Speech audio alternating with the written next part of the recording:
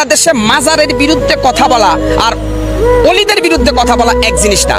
মাজার পূজারী যারা আছে তারা এটাকে বিকৃত করে আমরা অলিদের বিরুদ্ধে বলছি, এই ধরনের একটা প্রপাগান্ডা কিন্তু চালিয়ে দিচ্ছে। এটা হচ্ছে তাদের নেক্সট শুরুতের ধোঁকাবাজি।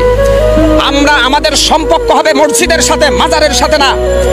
স্পষ্ট কোরআনে কারিমে আল্লাহ পাক ইরশাদ করেছেন কবরের উপরে বিল্ডিং বানানো যাবে না। আমি কি আল্লাহটা শুনবো নাকি এদেশের তথাকথিত নাস্তিক বুদ্ধিজীবীদের কথা শুনবো? আল্লাহ বলছে তুমি সত্যের বাণী যদি উচ্চারণ করতে পারো হিম্মত নিয়ে, তাহলে যদি গোটা পৃথিবী তোমার বিপক্ষে চলে যায় তুমি সত্য থেকে এক চুলো সরবে না। আজকে আমি হকার সাইফুল বলল, যদি আমি রাষ্ট্রের কোনো দায়িত্বে আসতে পারতাম, আমি একদিন বেঁচে থাকতাম বাংলাদেশের প্রত্যেকটা মাজারকে ভেঙে মাটির সাথে গড়িয়ে দিতাম। এতে করে আমার জীবনে কি হবে আমি সেটা দেখবো না। এই মাজার ভাঙ্গার সাথে আল্লাহর সন্তুষ্টি জড়িত। আপনারা মনে করেন মাজারে যিনি শুয়ে আছে উনি হয়তো আল্লাহর জান্নাতে চলে গেছে। হযরত শাহজালাল শাহপরানরা আমাদেরকে ইসলামের দ্বীনি শিক্ষা দিয়েছে।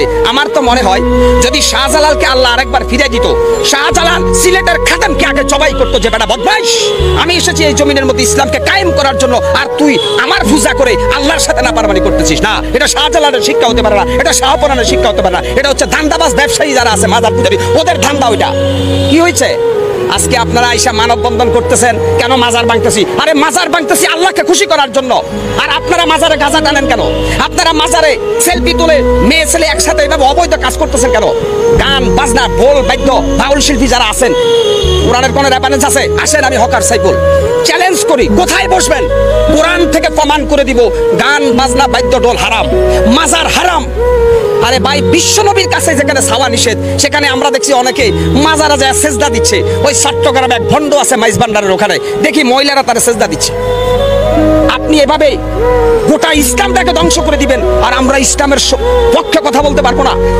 আপনি শয়তানের অনুসারী হয়ে হুঙ্কার ছাড়বেন আর আমি রাসূলের সৈনিক হয়ে আপনার হুঙ্কারের প্রতিবাদ করতে পারবো না। মুসলমান কি এত দুর্বল? তবে আমি মনে করব হয়তো অনেক জায়গায় বেশি একটু ওভারটেকিং হচ্ছে। আগে আমাদের ইসলামকে ক্ষমতা আনতে হবে, তারপরে মাজার না শুধু কোন ভণ্ড অলির দরবারও এই দেশে থাকবে না। দেওয়ানবাগী মতিঝিলের বিশ্ববিখ্যাত শয়তান ছিল, নির্বাজাল শয়তান দেওয়ানবাগী। সেই দেওয়ানবাগীর মাজার ভাঙ্গার কারণে একদল এসে মানববন্ধন করে, লজ্জা প্রত্যেকটা মুসলমানের জন্য। এইভাবে বিভিন্ন দরবার শরীফে আমরা দেখি যে এখানে উরুসের নামে গান বাজনা হচ্ছে, যেটা ইসলাম পরিপন্থী, কোরআন পরিপন্থী। অতএব আমরা যেটা মনে করি, সৌদি আরবে যখন মানুষ হজ করতে যায় বিশ্বনবীর কবর জিয়ারত করে, কবরকে পিছনে রেখে পাবে, অর্থাৎ বিশ্বনবীর কবরের কাছেও কিছু চাওয়া যায় না। সেখানে বাংলাদেশের অলিদের কাছে কিভাবে চাওয়া যায়? আরেকটা রেফারেন্স দিব, জান্নাতুল বাকিতে বিশ্বনবীর অসংখ্য সাহাবাইজমান শুয়ে রয়েছে, ওদের কবরের উপরে একটা পাথর। বাংলাদেশে এরকম বিল্ডিং উঠাচ্ছেন, কারণটা কি? ওরা কি বিশ্বনবীর সাহাবীদের চাইতে দামি? বিশ্বনবীর এতগুলো সাহাবা জান্নাতুল বাকির মধ্যে শুয়ে রয়েছে, ওদের কবরের মধ্যে একটা পাথর। যদি ইচ্ছা করতো ওদের কবরকে সোনা রূপা দিয়া মুজাহিদ করে বানাইতে পারতো, কিন্তু আসলে আল্লাহ কোরআনে বলছে কবরের কোনো বুজুর্গি নাই, বুজুর্গি হচ্ছে আমলের। আল্লাহ পাক কোরআনে স্পষ্ট বলছে মহাসমুদ্রের ভিতরে সাঁতার না জানা ব্যক্তি যেমন অসহায়, ঠিক কবরে যে ব্যক্তি শুয়ে গেছে সে যত বড় আল্লাহর ওলি হোক সে তেমনই অসহায়। কেন? হাসরের ময়দান আল্লাহ কোরআনে স্পষ্ট বলছে আমাদের নবী মুহাম্মদ সাল্লাল্লাহু আলাইহি সাল্লাম ছাড়া প্রত্যেকটা নবী বলবে ইয়া নাফসি ইয়া নাফসি। তাহলে এই ভণ্ডদেরকে ওদের বাবা বা ওলিরা কিভাবে জান্নাতে নেবে? এই বেটা গাঁজাখোর, বেটা বদমাইশ, কোরআন নাই, হাদিস নাই, ফরকালের চিন্তা নাই, আইসাই কয় আমরা মাজারের ভক্ত। ওলি তোমরা মাজার ভক্ত, মাজার পূজারী, অলিদের ভক্ত না। তোমরা শাহজালাল শাহপরান আব্দুল কাদের জিলানীর অনুসারী না, তোমরা শয়তানের অনুসারী। ৯৬% মুসলমানের দেশে প্রত্যেকটা মুসলমানের ইমানি দায়িত্ব মাজার পূজারীদেরকে শায়েস্তা করা। এত করে যদি আমরা মারা যাই আমরা শহীদ আর ওরা আবু জেহেল। আজকে অত্যন্ত কষ্ট লাগে ভাই, অত্যন্ত দুঃখ লাগে। আজকে সোশ্যাল মিডিয়া থেকে শুরু করে এক ধরনের তেলবাজ সুশীল সমাজ বাইরেছে, মাজার ভাঙছে, আস্তাগফিরুল্লাহ আস্তাগফিরুল্লাহ। কেন মাজার ভাঙছে? আরে ভাই, কবরের উপরে বিল্ডিং ভাঙ্গার নির্দেশ দিচ্ছে রাব্বুল আলামিন আল্লাহ। আপনি কত বড় নাস্তিক বুদ্ধিজীবী, আপনি মাজার ভাঙতে নিষেধ করেন কেন? আমি বলছি না যে প্রত্যেকটা মুসলমানের ইমানি দায়িত্ব বাংলাদেশের প্রত্যেকটা মাজারকে ভেঙে গুটি গুটি করে দেওয়া। এখানে উগ্রবাদের গন্ধ পাও, মৌলবাদের গন্ধ পাও, তাহলে আল্লাহর কোরআন নিয়ে বসো। এই মাজার পূজারীরা আসো, আমি বসবো তোমাদের সাথে। যদি কোরআনে জায়েজ দেখাইতে পারো মাজার, আজ থেকে আমিও কোনো মাজারের অনুসারী হব। অতএব তোমাদের এই ভণ্ডামি, তোমাদের এই ধান্দাবাজির বিরুদ্ধে কথা বলছিল বাংলাদেশের হাক্কানি আলেম ওলামা। তোমরা তাদেরকে আবু জেহেল বলছিলা। অর্থাৎ এজিদ যখন হাসান হুসেনকে যখন এজিদের বাচ্চারা হত্যার ষড়যন্ত্র করে, তখন অনেক নামদারি আলেম ছিল, এরা জালেম। আজকে অত্যন্ত কষ্ট লাগে ভাই। আমি মনে করি আল্লাহর কসম খাইয়া বলতে পারি ভাগ্য পরিবর্তনের মালিক একমাত্র আল্লাহ। কোন পীর, কোন বাবা, কোন আউলি আমার ভাগ্যের ভালো বা মন্দ কোনোটাই করতে পারবে না। আমরা একটা পাকা চুলকে বাঁকা করতে পারবে না কোনো অলি মিয়া।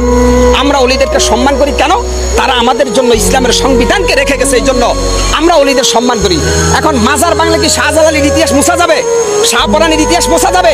মাজারের সাথে শাহপরানের সম্পর্ক না, শাহপরান আর শাহজালালের সম্পর্ক আল্লাহর সাথে, আর মাজারের সাথে সম্পর্ক হচ্ছে খোদাতহী নাস্তিকদের মিয়া। কেন আপনারা এখানে বারবার বলতেছেন অলিদের বিরুদ্ধে? শাহজালাল, শাহপরান 360 জন যে অলি আসছে প্রত্যেকের সম্পর্ক ছিল আল্লাহর সাথে। আর যারা মাজারের মধ্যে সেজদা দেয়, পূজা করে, এদের সম্পর্ক ইবলিস শয়তানের সাথে। এরা শয়তান, এরা বাটপার, এরা ধোঁকাবাজ। কি হচ্ছে? শেখ হাসিনা ফ্যাসিস্ট হাসিনার আমলে হয়তো কেউ কথা বলতে পারে নাই, কারণ শেখ হাসিনা গোটা রাষ্ট্রটাকে জিম্মি করে রেখেছে। আজকে আমি মুসলমান, যেই দেশে মুয়াজ্জিনের আজান শুনে সূর্য উঠে, যেই দেশে মুয়াজ্জিনের আজান শুনে সূর্য ডুবে, সেই দেশে কোরআনের পক্ষে আমি কেন কথা বলতে পারবো না? মাজার পূজারীদের কোনো দলিল নাই, আর যারা মাজার পূজারীদের বিরুদ্ধে তাদের দলিল আছে আল কোরআনের সংবিধান। সেই আল কোরআনের সংবিধান দিয়ে যদি বিচার করি, তাহলে মাজার পূজারীদেরকে আমরা প্রথমে সতর্ক করব, তারপরে তাদেরকে সুযোগ দিব, তারপরে তাদের বিরুদ্ধে অল আউট অ্যাকশনে যাব প্রত্যেকটা রাসূল প্রেমিক সৈনিকরা। আল্লাহ স্পষ্ট কোরআনে বলেছে যে খবরদার শিরক করো না, শিরক করবে না। আমার হায়াতের মালিক, আমার মওতের মালিক, সবকিছুর মালিককে আল্লাহ। এই বাটপারের বাচ্চারা আরেকটা ব্যাখ্যা দিচ্ছে আমাদেরকে যে উসিলা ছাড়া কোনো কিছু হয় না। আমরা যেহেতু গুনাহগার, ওলিয়া আউলিয়ার উসিলায় আল্লাহ আমাদেরকে একটু মাফ করে দিবে। ওই বেড়া বাটপার, ফজরের নামাজের সময় মসজিদে ঢুকা আল্লাহর কাছে হাত তোলা, আল্লাহ মাফ করবে। তোর এই ভান্ডাবাজি বাটপারি বন্ধ কর বেটা। কোন মৃত মানুষের উসিলায় দোয়া করার জন্য আল্লাহ নিষেধ করছে। কোন মৃত মানুষের উসিলায় দোয়া করা যাবে না, জিন্দা মানুষের উসিলায় দোয়া করা যায়। এই বাটপারের বাচ্চারা কবরের কাছে যাইয়া আল্লাহর ওলিদের উসিলায় মাফ চায়।